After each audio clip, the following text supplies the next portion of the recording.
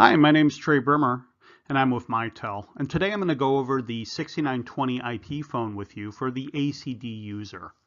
So these will be agents that log into the phone, and I'm going to go over how you're going to log into these phones, kind of the process of logging in and how that all works, as well as kind of show you all the features and all the little extras on the phone. So let's go ahead and get rolling. Couple things you'll need to remember is you'll need to dial a 9 to get an outside line. You don't have to hit any other button on the phone, just hit 9 and dial the area code and phone number, and away your call goes. You will no longer need a 1 for long distance or 900 dialing, and your login pin for when you log in as an agent is 4 ones. And I'll show you where that comes into play. So let's go ahead and take a peek at the phone. This is what the 6920 IP phone looks like. I just want to give you a quick lay of the land so you know as we zoom in on different areas what we're looking at. So looking at the phone, starting at the very top and kind of working our way down, you can see it has a large display. And on the left-hand side of that display are 6 buttons that are associated to functions that we've created for you, and I'll go through each of those. But those are the buttons you'll push to activate one of those.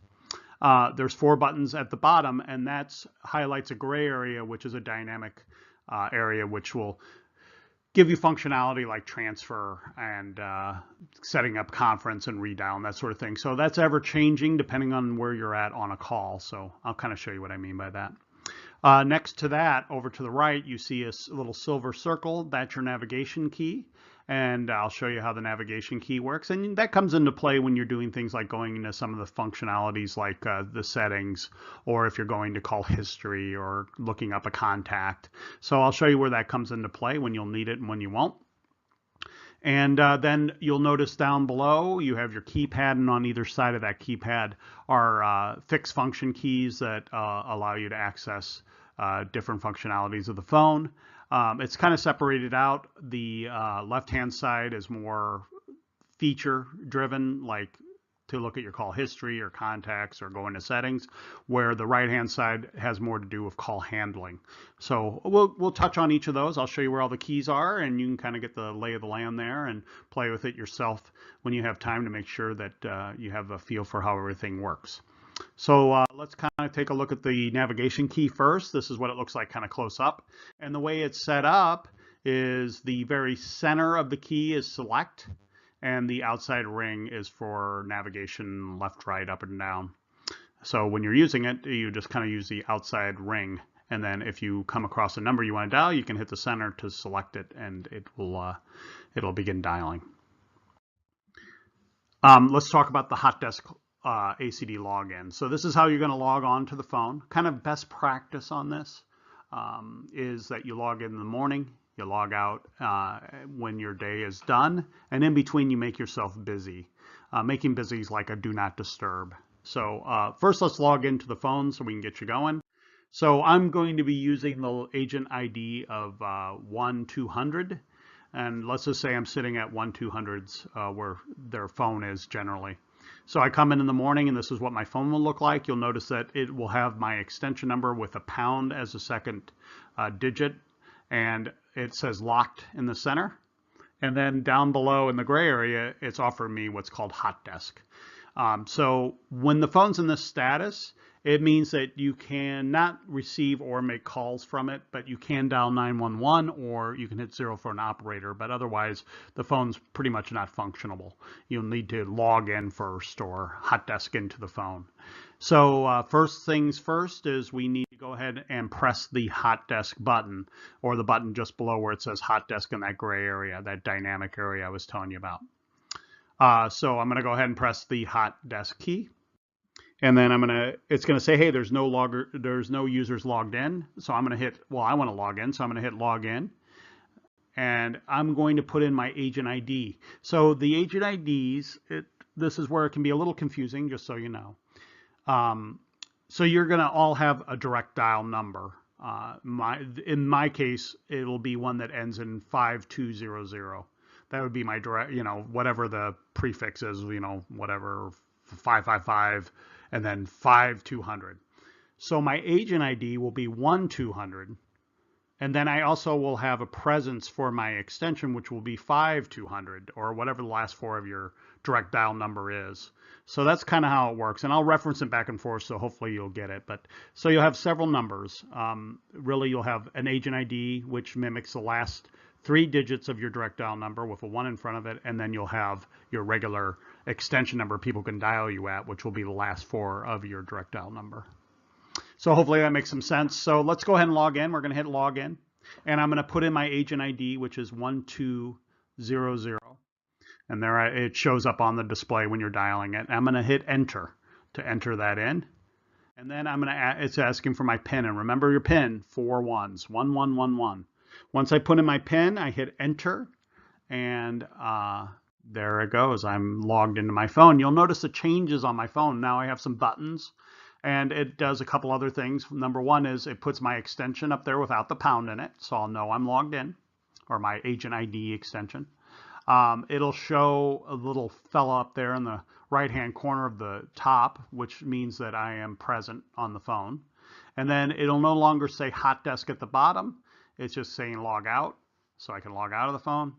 And then there's a make busy that displays in the center, because anytime you log in to the phone, initially, it puts you in a make busy status, which is sort of a do not disturb status. So that way you can log in and not all of a sudden get 40 calls that were waiting in queue. It'll basically keep you out of the flow. So if you were a little late and you just logged in, you need to get busy right away, get going, then you would log in and then hit the key at the very bottom, right above where it says log out in the gray area where it says make busy, and that will turn that make busy off. You'll see the make busy goes away, and then you'll start receiving inbound calls. So anytime you log in initially, you'll be in that make busy status. So you need to make yourself available to be able to receive calls, but you'll use that make busy for things like breaks, or if you are doing a special project. And what they'll do is they'll give you a sheet of codes. Maybe when you hit make busy, it'll ask for a code, and you can type in a 1 for lunch or 2, whatever. I'm not sure what the codes are, but they'll give you that list. And that way, anytime reports run, they could see, hey, this person wanted to make busy at 10 o'clock, but they were going on their break. So that's the idea. So let's kind of look at the other keys on the phone. So what we'll do is make ourselves available. So we'll get rid of that make busy. So I would hit you can see how it's lit up next to make busy near the bottom of the display there. So I'll hit that key to make myself available. So here's what the display looks like when you're available and logged in and ready for a call. Right now the phone is idle. No calls are come in. You can see make busy isn't lit up in green anymore, nor is the button lit up. So we're available for inbound call traffic. So let's kind of start at the top and work our way down. First of all, you can see in the very top left-hand corner, your extension number or your agent ID will be displayed. Okay, and that's where you'll know that you're logged in and you're ready to go. You don't see that pound anymore, so you should be good there. Going across the top to the right-hand side, that little person we talked about earlier that tells me that I am present on the phone. And then next to that is something you may or may not see, but it's a little ricochet arrow, which is just indicating that I have some missed calls. So if I miss a call on either my regular line or as an ACD agent, it'll show as a missed call and give me a little ricochet there.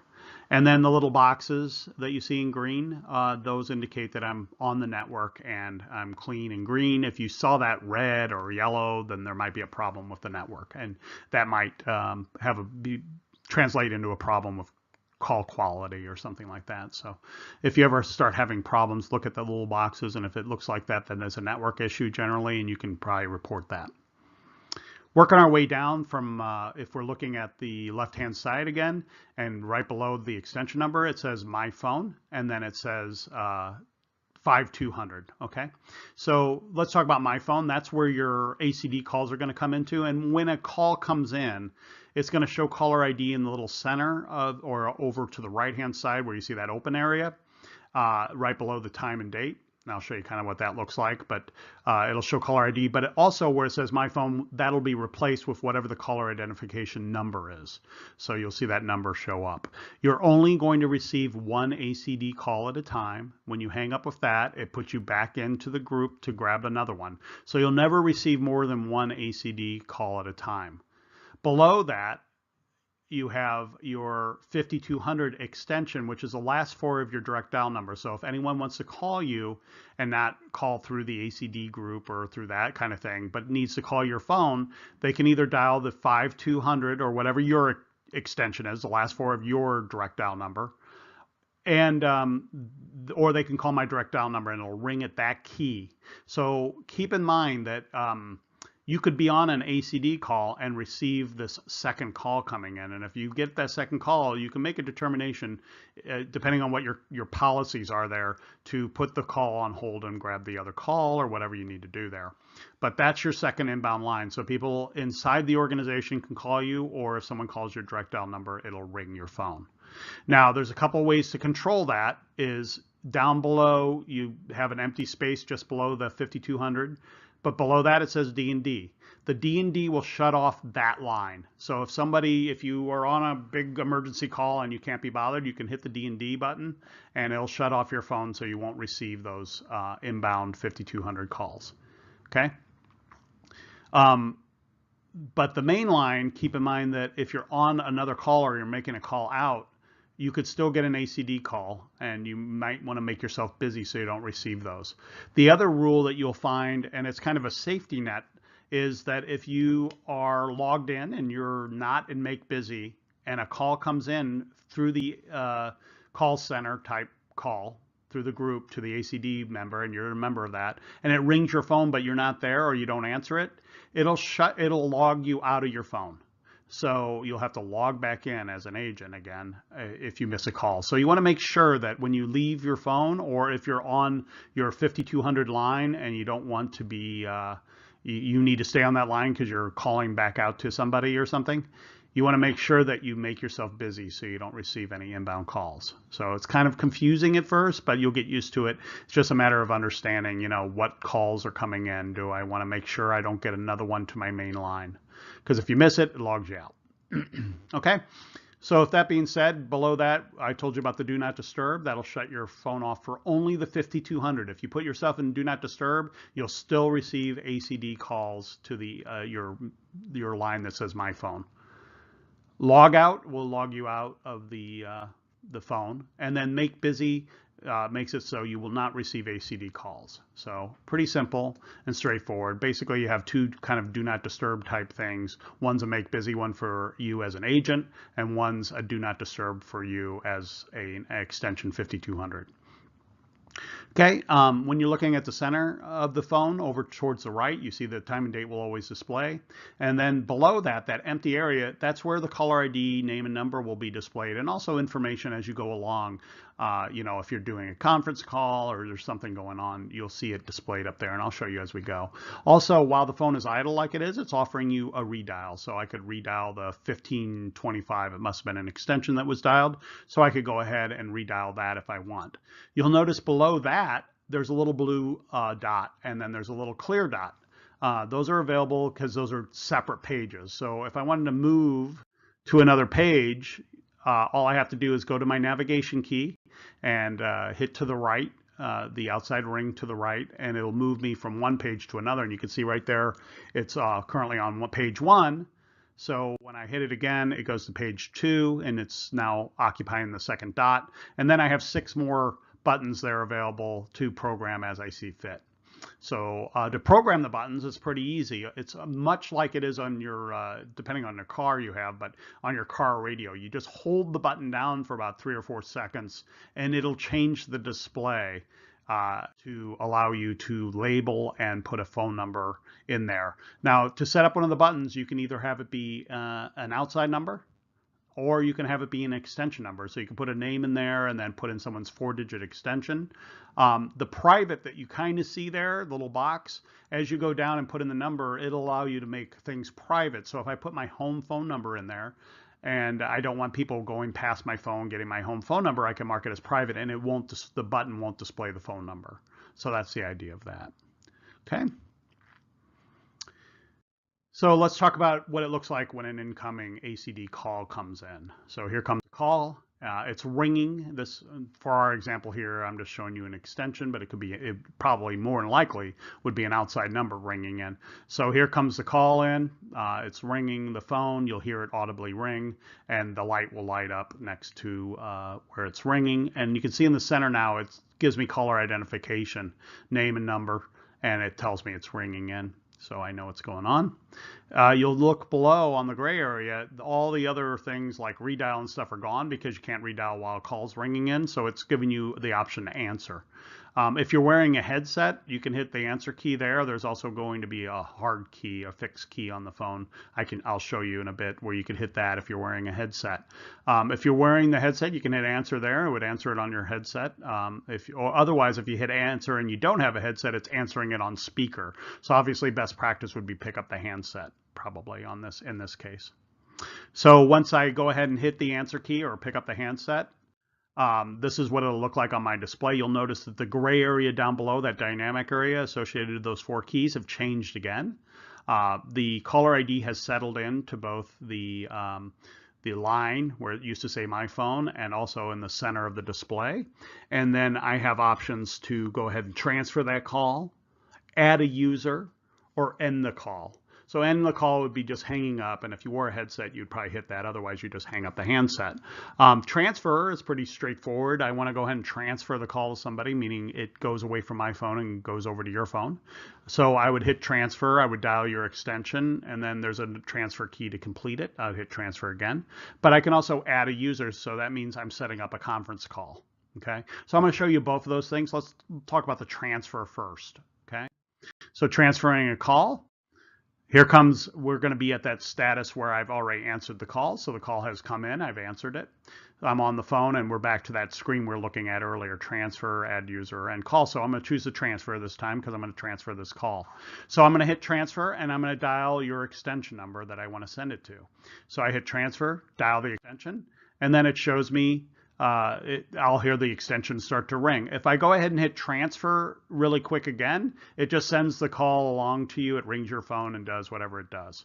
Rings your phone, goes to voicemail or whatever it's going to do.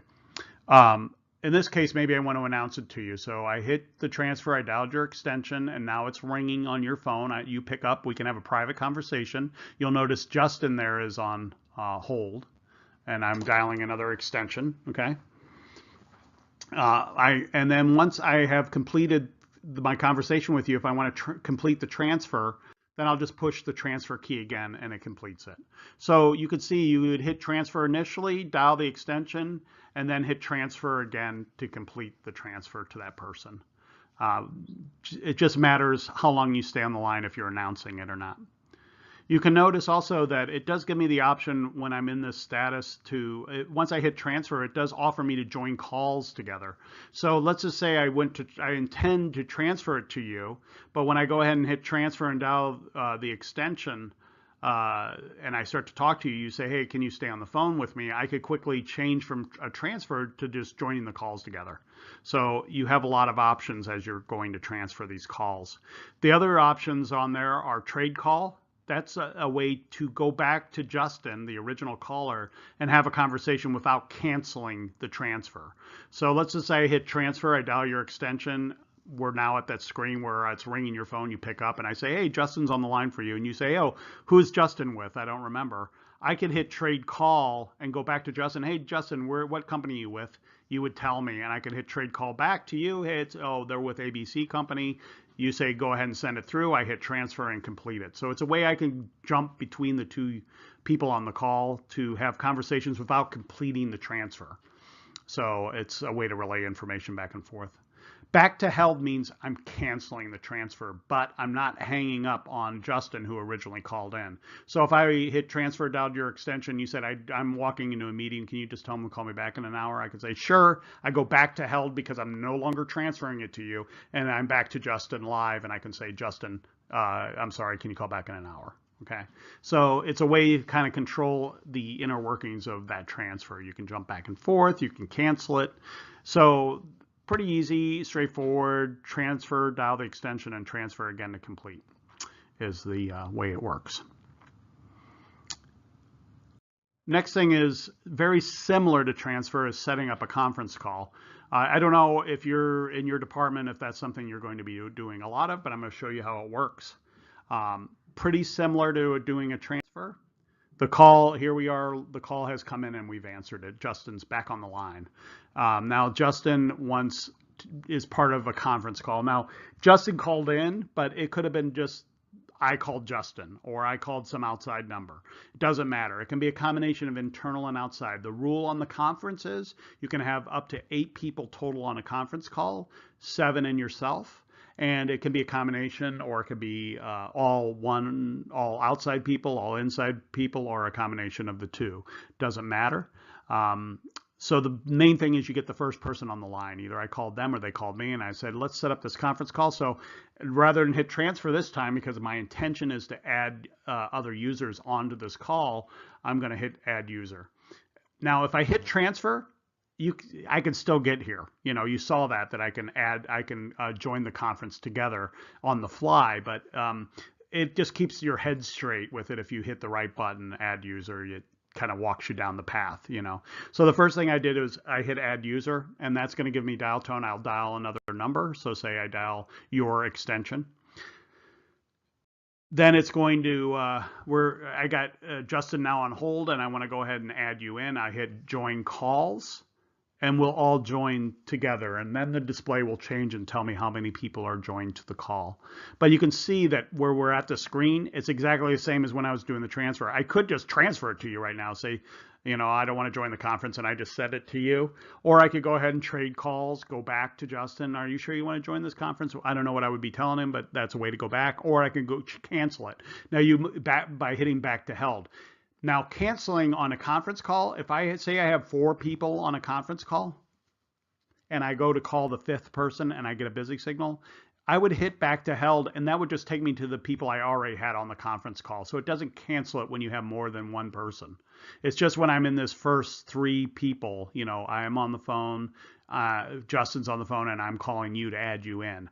That's when it would go back and cancel everything, and I would have to start over. But once I have a couple people on, I can go back to held, and because that's what happens when you're trying to do a conference. I'm reaching out for people to add into the conference, so it's real possible that I'm going to get a busy signal, or someone's not going to pick up, or I'm going to get a voicemail box or something like that. And you don't want to add that into your conference, so I'm going to hit back to held to jump back and kind of cancel adding that person in, but stay with the conference. So once I hit join calls, so this is where we're at a point where I called somebody, or they called me, Justin in this case. I've added you in, and now we're going to, I've called you and I'm talking to you privately. Now I'm going to join us all together. So I hit join calls, and it says 3-party conference. We're all joined together on one call, and we can all talk. Now you can see that the bottom has changed again, and not to make things too confusing, but I could transfer this call away from me still. So the idea is I could set up a 3 or 4 party conference and then call you, say you're my boss, and then I could transfer that over to you, and you can pick it up and be part of that conversation, and it's off my plate then. I can also leave the call as is. So if I'm on a 4 or 5 party conference, but I have to go do something else, hey, I got to get off, I can hit leave call and remove myself from that conference. Okay. The other thing is I can add another user now. So it's the same process. I hit add user, dial the next phone number or extension number. I can add another person in, or I can split the conference. A split just means it separates everybody off onto their own line and puts them on hold. And then it would offer me the trade again, where I could go back and talk to each of those people by hitting trade. It'll start with the first person I added on and tell them to shut up if they're saying something I don't want. I don't know why you would split a call, but if someone was saying something you were worried about hearing or something, you could split it really quick by hitting that as the person who controls that call.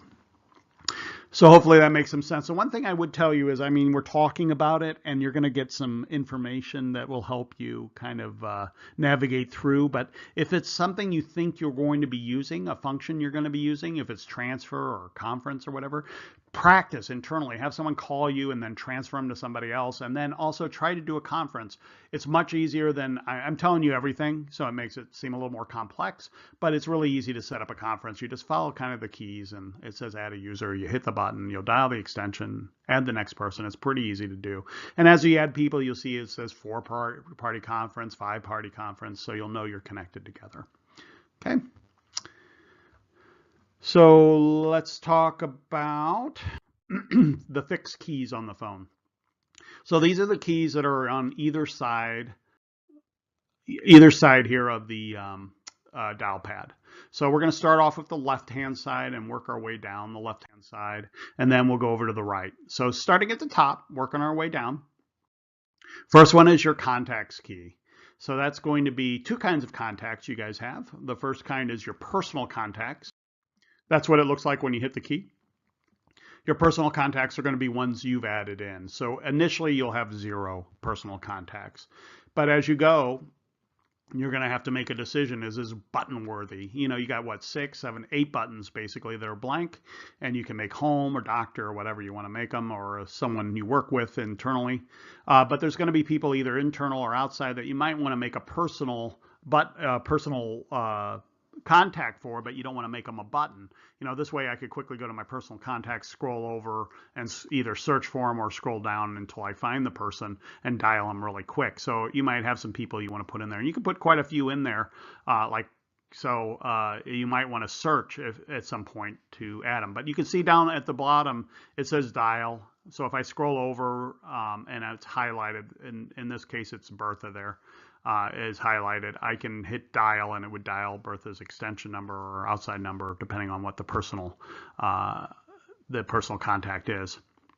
I can delete them from here, or I can add new. Adding new will allow you, much like the button where you held it down, it asks you to label it and then put in a phone number. It's much like that. You're going to put in, the name and then put in the phone number. And then you can also put in phone numbers for things like cell phones. So you can put multiple phone numbers in. And then to search those, all you have to do is keep scrolling to the right-hand side. So if I'm at Bertha now and I scroll over, hit the arrow, the navigation key one more time to the right, it would take me to all of Bertha's contact information. I'll show you that in a second. But that's how it works when you're in personal contacts. Okay, so I could keep scrolling until I see everything I've added in. Now, the one way to add a personal contact is manually, like we talked about. I hit add new and I put in the label. The other way is, I'll show you when we go to the call history button. If there's call history and you see a number you'd like to keep, you can add them into your personal list. And that'll save you the time of typing in the number and maybe typing in the label. It might be a company name instead of a person's name. You might have to edit that and modify it. But basically, you can add into your personal contacts. The other contact list you have on here is a corporate contact. And I say list, but it's really not a list. It's going to be blank when you look at it, and it's going to be kind of confusing if you don't remember this, but it's all driven by by search. So there's so many people that you're going to have to search for the people. You have to at least put one letter using the key on the telephone, one letter of the last name. So it's driven by last name, and you have to at least put a B in or an A in, whatever the last name starts with, and then hit search. Obviously, the more letters of the last name you put in, the closer you're going to get quicker. So the idea is that you put in a bunch of letters and you hit search. Good way to test this is to go in and search for your own name. Make sure it's in there. Just so you get the feel for how it works. Okay, and you can backspace, and if you put the letters in wrong, and if you scroll over, like I'm about to show you. Oh, this is Bertha there. Remember, we're scrolled over. If I keep scrolling to the right there, I can see not only her work extension, but in this case, the phone number. Okay. Here's your call history. Call history is the last 20 calls that you've either made, missed, or received. And it breaks down like this. When you hit call history, it'll be an all list. The very top is the last call you received or made or missed.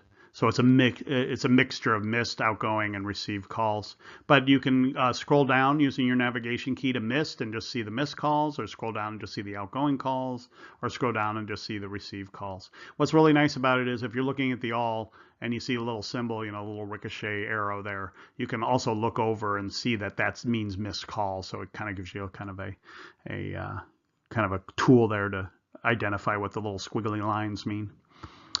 So that just pushes out the old and brings in the new. So you'll have the last 20 that you've received are out, made, or missed. Okay. And you can see here that when I scroll over using my navigation key, there's Bertha again. I can add that as a contact, and that would go into my personal contacts for my contact key.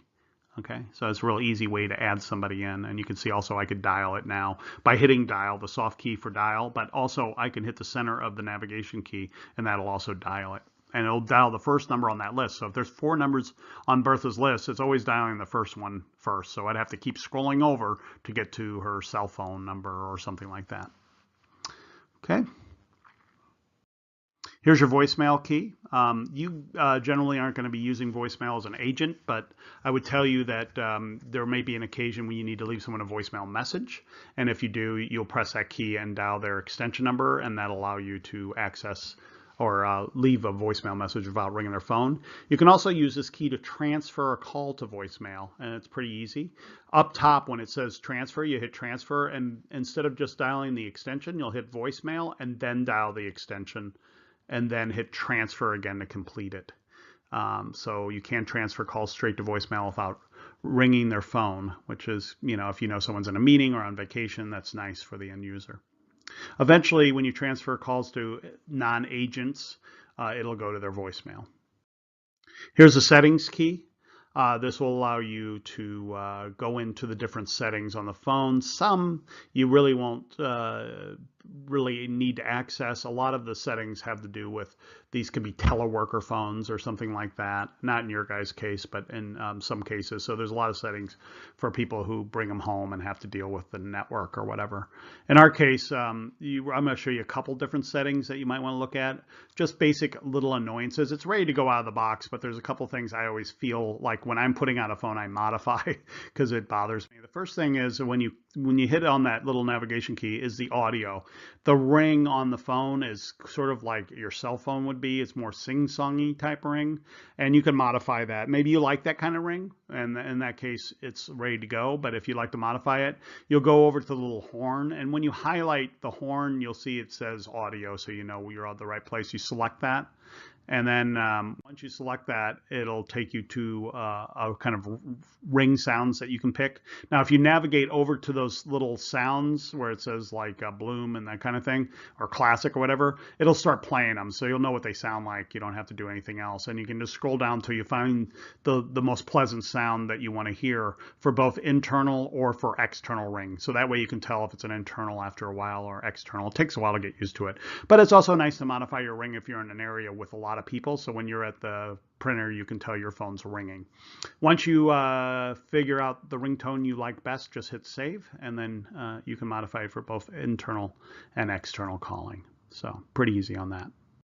The other one you might want to do is if you're wearing a headset that isn't a Mitel headset, which is, you'll know because ours are kind of connected to the phone, but if you have your own headset and you're plugging it in, when you go to audio, scroll down on your navigation key and it'll ask you for audio path, and you can choose between headset and speaker. By default it's speaker, but you can change it to headset, and then when you hit your speaker key on your phone or answer key, it'll go straight to your headset rather than go to speaker and all that sort of thing. So it's a way you can adjust that. There's a on the back of all the phones, there's not only a like a headset jack, and it's got a little headset emblem. So if you look very carefully, you can see it back there where to plug it in. The other thing you might want to modify is the display. So when I'm in my settings, if I go to display, it looks like a little monitor display, and I hit select on that.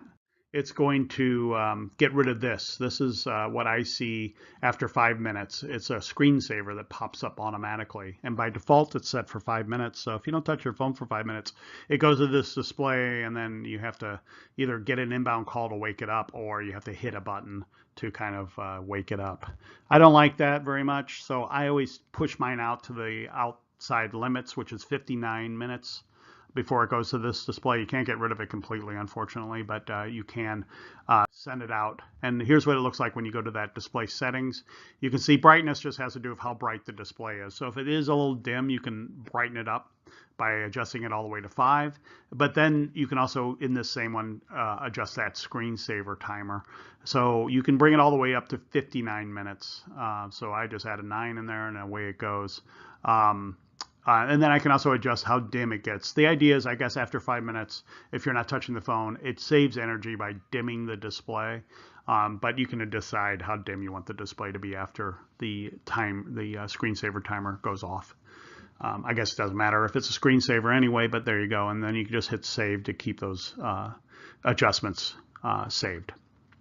Okay, so those are some of the settings on the phone. Below that is your volume control. It controls each piece of volume separately. So if I pick up the handset, I'm adjusting the handset volume. If I have a headset and I turn that on, I can adjust the headset volume. Or if I'm on speaker, I can adjust the speaker volume. So each piece of volume's separate. When someone's calling you on the phone, just let it ring for a second and you can adjust the ringer volume. Let's talk about the right-hand side of the phone. Now, this is a little different. You can kind of tell that the left-hand side had more to do with like little tools, call history and looking up somebody in the directory and my voicemail key and settings and that kind of thing. This is more call control on the right-hand side. So you saw up top when we were looking at the different displays that came up that you had transfer and add a user, which is conference. Okay, so those are already on those soft keys up above, and redials up there too. So these will be the rest of the keys you might need to operate your phone. Okay, so let's start at the top and work our way down. Well, the first one you're going to see is hang up, and that's really useful for people who are wearing headsets. If you're not, it's not a release key. You don't have to hit that to hang up the handset. If you hang up the handset, you've hung up on the call. Okay, so this is for those people specifically who are using headsets. So it gives you the ability to hit hang up and hang up on the call. Or if you're on speaker, you can hit hang up and hang up on the call. So that's what that's for those users. And it's all the way at the top where you would answer is all the way at the bottom. So it gives you a little distance so you're not accidentally hanging up on people. The next key is redial list. Now, on the display when the phone was idle, you saw it said redial, and it redialed the last number you dialed. Internal or outside, it didn't matter. What this does is take you to the list of basically your call history outgoing list. So if it was the second or third call you wanted to do, you can quickly get to it rather than having to hit call history and scroll down and all that. It kind of takes some of that out of your way. So when you hit that, it takes you right down to the outgoing list, and then you can scroll over and pick the person you wanted to redial very quickly. Okay, so that's what that's for.